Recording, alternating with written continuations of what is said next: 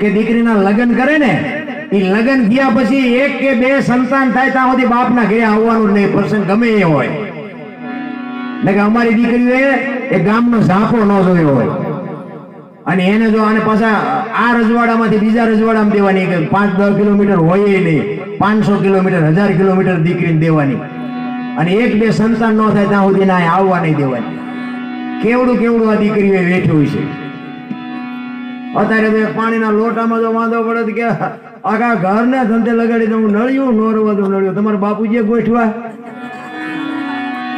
દીકરી તો બાપુ દીકરી છે, સમર્પણની મૂર્તિ છે. રામ એક દીકરી બાપુ હાથ કોળને થાય. આ વાસ્તુ પૂજન છે ને, વાસ્તુ પૂજન કોઈ પણ મકાન નું હોય ને, એ વાસ્તુ શું છે? વાસ્તુ નામ નથી, ખરેખર છે ને વસ્તુ છે, કે વસ્તુ. હવે ત્યાં મકાન બનાવ્યું ને, વસ્તુ એનું નામ વાસ્તુ છે. અને આપણા ઘરમાં જે દીકરાની વહુ હોય એ પેલા છે ને, પેલા જે આપણે ઓસરીએ પગથિયા હોય ને, એનું નામ પગથિયા શું કામ આપ્યું? આપણી દીકરાની વહુ હોય ને, આપણી લક્ષ્મી છે, એ લક્ષ્મીના પગથિયા આપણા ઘરે. ઓલા હગડ કે ને, હગડ એમ આપણા ગયડા કે ભાઈ આ લક્ષ્મીના અમારા ઘરે પગથિયા. એ પેલા આવે પગથિયા, એ પગથિયા એટલે પગથિયા. અને પછી આમ પગથિયા ઉપર ચડે ને, પછી આ થાંભલી હોય. એને શું કીધું ખબર છે? કે થા ભલી ભલી થઈને રહેજે હો, અહીંયા ઠેકડા ફેરાવે અહીં ન ફરતી. પછી આગળ જાય ને, એને પછી કે ઓસરી. મા બાપની જેટલી સંપત્તિ હોય, જેટલી મિલકત હોય, જેટલો વૈભવ હોય ને, એને ઓસરવો પડશે. હવે તને કામમાં નહીં આવે, હવે આ તારું છે, એ ઓસરી જાય. પછી આવે 12 હાક, બારણાની 12 હાક આવે. એ 12 હાક ને આમ આમ આમ ટેકો દઈને દીકરી ઘરમાં જાય ને, એટલે સંતોષ આન કરે છે કે તારે છે ને, તો એક મોડું પગલું ભરીશ ને તો 12 પેટીઓ માથે કાળો ડાઘ દઈ જશે. 12 હાક ને તારે ઉજળી કરવાની છે. એને વાસ્તુ કહેવાય. આ બામણ વાસ્તુ લેવડાવ એમ નહીં નથી ખબર, કે અમને ક્યાં ખબર? આ વાસ્તુ ચોપડીઓમાં જોઈ છે, મંત્ર બોલી જાય. લ્યો એટલે કહું છું કે દીકરીઓને, દીકરી હોય, માં હોય, પત્ની હોય કે બેન હોય, એને જાળવી લેજો. પછી બધા હોશિયાર ન હોય, કોઈક મોડું થોડું હોય ને તો હાસવી લેવાય. બાકી શક્તિ છે, લક્ષ્મી છે, એની માથે તમે જુલમ ગુજારો ને, તેથી તમારી ગાડી હોડી પાટે નહીં હાલે, એક આપણી ગેરંટી.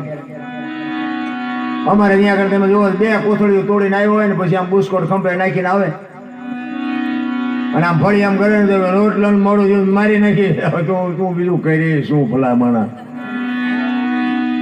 અને પછી સારા ઘરની દીકરી હોય, પછી દવા છાંટે મરે, પછી છોડીને આવડે ની સાનકી છોકરા રે નહીં, સાના અધવચે ઘર ભાંગે, પછી કપ પડે ગઢી માના, પછી માયુને રોટલા દે. ત્યાં તો બાપુ પોણા ભાગની જિંદગી કાપી ગયા હોય. અમને તો એક સદગુરુ આવા સંતોની કૃપાથી કંઈક 2 શબ્દો આવડે છે ને, મેં કહી બાકી અમને કઈ વેરાગ ફાટી ગયો એવું કઈ છે નહીં. તમે એવું માનતા હોય કે આ બાપુ તો ઠેક પહોંચી જાય, ના એવું કઈ છે નહીં. હું હજી મસૂદ છું.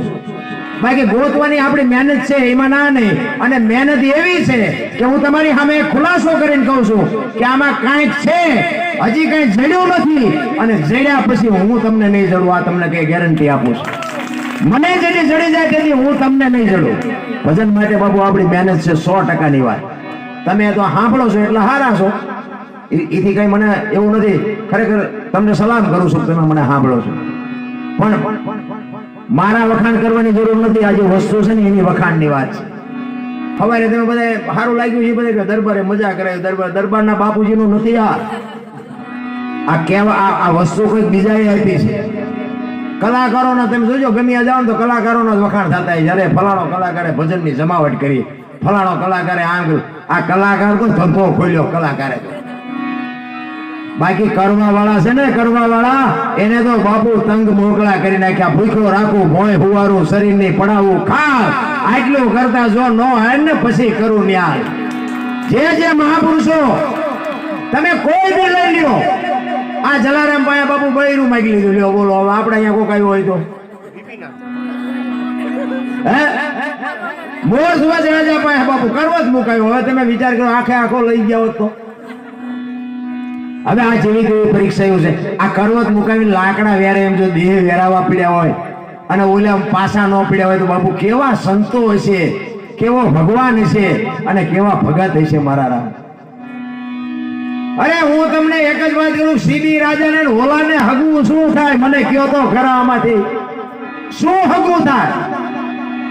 અયોધ્યાનો રાજા હતો, સીબી રાજા અયોધ્યાનો રાજા હતો. હવે હોલો આવ્યો એ તો આપણને ખબર હોય કે આ ભગવાન છે, તો આપણે હમણાં શરીર મંડવી કાપવા. એને ખબર નહોતી એ કે ઓલા બાજને કીધું કે હોલાની બાજે કીધું મને હોલાની બારોબાર માટી આપો. આખું અયોધ્યાનું રાજ હતું, એને જે માંગ્યું હતું આપી ન વખત.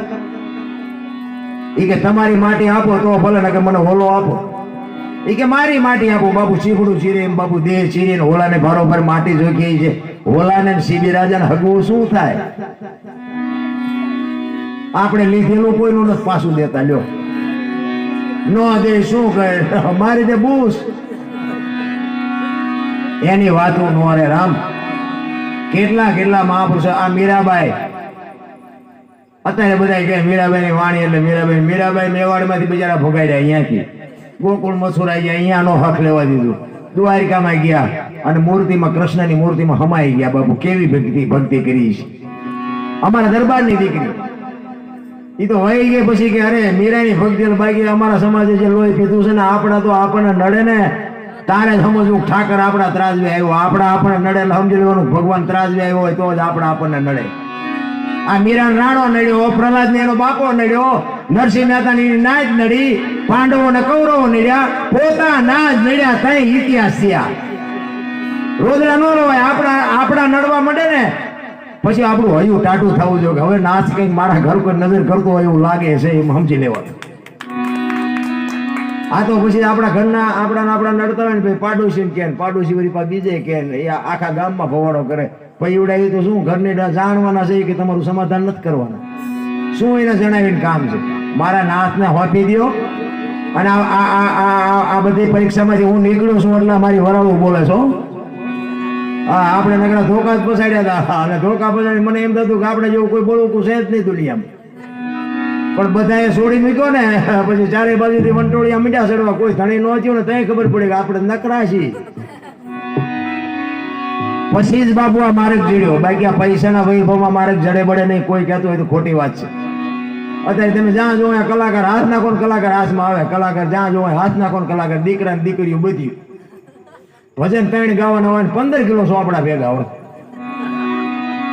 25,000 લો, 50,000 લો. આને ભજન કહેવાય? ભજન લોહીમાં વણાઈ જાય બાબુ, તમારી રગ રગમાં ઉતરી જાય. ભજન કરવા માટેનો જ માણસનો અવતાર છે. આ કૂતરા ને કાગડા ને ઘોડા ને ગધાડા બાબુ ભજન ન કરી શકે. ભજન કરવા માટે માણસનો અવતાર એક જ છે, માણસ સિવાય કોઈ ન કરી શકે. પણ આ તો હાગાજી હલવાના, કંઈક જેડા ને કંઈક પાળા. તમે જુઓ બધાને માયાની ઉપાધિ છે. કાલે આજ આટલા રૂપિયા હોય ને ભાઈ, બીજી રૂપિયા ઢળ્યા ને કે કાલે આટલા હતા ને આજ આટલા કર્યા, કાલે આટલા હતા ને આજ આટલા વધ્યા. ઓલો ઉપર બેડો બેડો ગણે છે કે તારા શ્વાસા કાલે આટલા હતા ને આટલા ઘટ્યા, આટલા શ્વાસા હતા ને આટલા ઘટ્યા. હિસાબ રાખવાનો બીજો રાખી છે. બીજો માયા હુધી ગોઠડી, વજરના ગાળા હાંગા, આમાં હલવાણા, કઈ સડ્યા ને કઈ પાળા. એટલા માટે સવારામ કહે છે પ્રથમ ખડકીમાં જાગીને જોયું જળહળ ઝળકે છે જો, ચંદ્રભાણ જાઓ લીટીને આવે, તું તો ગગન મંડળમાં ચડી ગયો.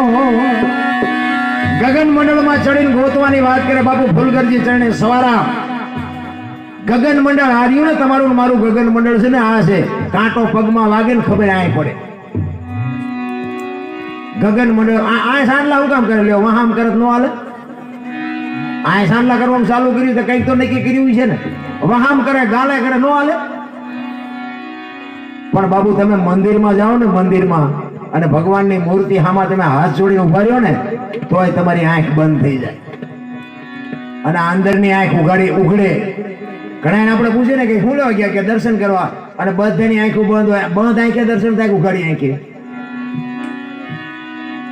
બંધ આંખે દર્શન થાય. પણ બંધ આંખે અંદરની મૂર્તિ એમ કે છે તારી અંદર જો મારા સામું કાંઈ જોવાનું નથી, મને તો ત્યાં બેહાડ્યો છે, હું તને શું આપું? કઈક વસ્તુ અલગ છે અને આપણે કરીએ છીએ કઈક અલગ.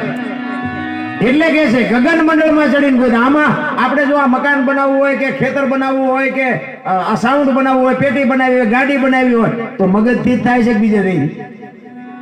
આ માણસ જેટલું જે કઈ બનાવે છે, જે કઈ વિચાર આવે આમાંથી જ આવે. આ પગમાંથી હાથમાંથી ન આવે, આમાંથી જ તમારી બધી લાઈન મળે કે આપણે ગાડી બનાવી છે, આ 2 માળનું મકાન કરવું છે, ફલાણું કરવું છે, ઢોકળું કરવું, એ આમાંથી જ શરૂઆત થાય. એટલે કીધું આ ગગન મંડળમાં ચડીને ગોય તો ઈશ્વર ક્યાંથી મેળવવો એ બાપુ આમાંથી જ નક્કી થાય.